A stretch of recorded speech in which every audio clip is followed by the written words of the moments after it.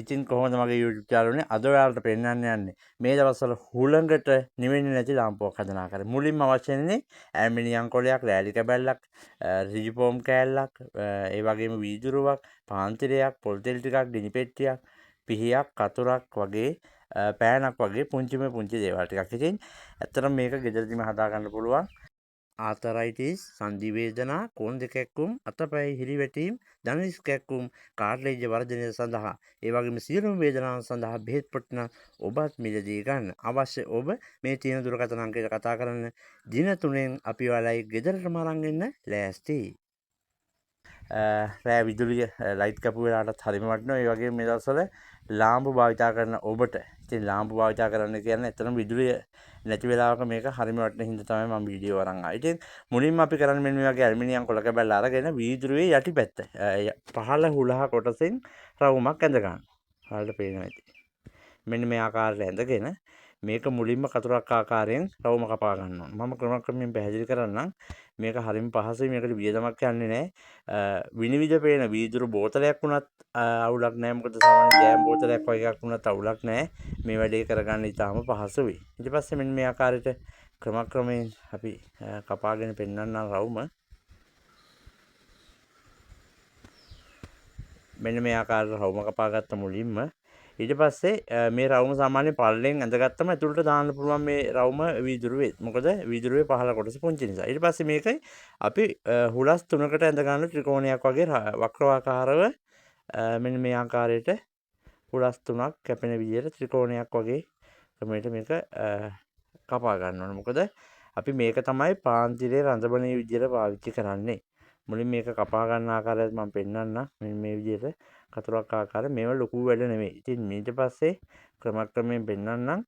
මේක විශේෂත්වය තියෙන මේ ලාම්පුව නැත්තම් ඔයාලට දැලි දුම මොනවත් නැති මේ ලාම්පුව තෙල් ටික විරෙනකම්ම දැල්වෙනවා මේ ක්‍රමෙට. මොකද මේක හදාගත්තන් පස්සේ තෙල් අඩු වෙන්න තිරෙත් පහළට යනවා ඒ ක්‍රමෙට. ඊට පස්සේ මේක මැදින් ගානට පුංචි සිදුරක් යකඩනයක් හෝ මොනවා හරි උලක් ආධාරයෙන් මේක ගානට විද ගන්න.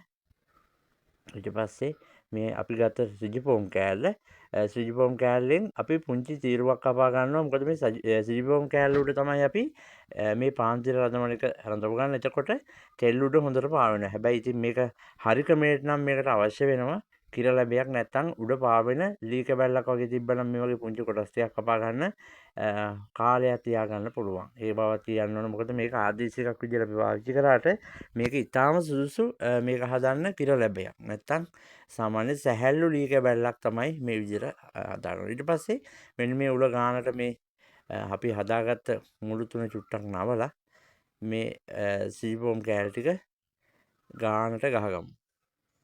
ඔයාලට පේනවා ඇති මේ ශ්‍රීජිෆෝම් වගේ දේවල් භාවිතා කරන්න හේතුව තමයි තෙල් එකේ උඩ පාවෙනවා. එතකොට ඉතින් තෙල් ටික අඩු වුණත් මේකත් තෙල් එක බාන්නට පහළට පාත් වෙනවා. ඒක තමයි ක්‍රමවේදය. ඔන්න බලන්න. ඊට පස්සේ අපි තිරේ දාන තිර රඳවනේ හදාගෙන ඉවරයි. ඉතින් නැවත වතාවක් කියන්න ඕන මේක පාවිච්චි කරද්දී ඔයාලට ලී කැබැල්ලකින් මගේ කපා ගන්න පුළුවන් නම් වඩා සුදුසුයි කියන එක. ඊට පස්සේ මෙන්න මේ වගේ පාන්තිරයකින් අපි අඟලක එකහමාරක වගේ කොටසක් පුංචි කොටසක් කපා ගන්නවා. මොකද පාන්තිරයේ දිගට තිබ්බතින් පතුලේ වැදුනොත් වීදුරුවේ ඊට පස්සේ තෙල් ටික අඩු වෙද්දි මේක පහළට බහින්නේ නැහැ. ඒකින්ද තමයි පුංචි තිර කැබැල්ලක් ගන්න. ඊට පස්සේ මෙන්න මේ ආකාරයට ක්‍රමයෙන් පැහැදිලි කරනවා. ඊට පස්සේ මේ තිර කැබැල්ල මේ අපි හදාගත්ත සිදුර ඇතුලින් ගානට අවශ්‍ය ප්‍රමාණයට රදී. ඔන්න බලන්න ඔයාලට මේක ගෙදරදීම හදා ගන්න පුළුවන් කිසිම වියදමක් කරන්න. ඉතින් අලුත් නිර්මාණයක්. ඒක තමයි මගේ YouTube channel එකේ වෙනස. ඉතින් YouTube channel එකට අලුත් කෙනෙක් නම් subscribe කරලා bell icon එක ගහන්නත් අමතක කරන්න එපා. ඊට පස්සේ ඔයාලට ඉතින් ඔන්න අපේ වැඩ කොටස 75ක් ඉවරයි. ඊට පස්සේ තෙල් ටික වක් කරගෙන තෙල් අවශ්‍ය ප්‍රමාණය සාමාන්‍ය වීදුරුව පිරෙන්නම දාන්න එපා. දැම්මොත් මේ තිරේ උඩින් තියාගන්න අමාරු වෙන්නේ. එහෙම වුණොත් වෙන්නේ මේක තිරේ දැල්ලද්දි උඩින් හුළඟක් ආවොත් නිවිල යන්න පුළුවන්. ඒකින්ද තමයි අපි මේ ක්‍රමයට හදාගෙන තියෙන්නේ. ඔයා බලන්න මෙන්න මේ ආකාරයට අපි වැඩ කොටස අවසාන අදියරට තමයි ලං වෙලා තියෙන්නේ.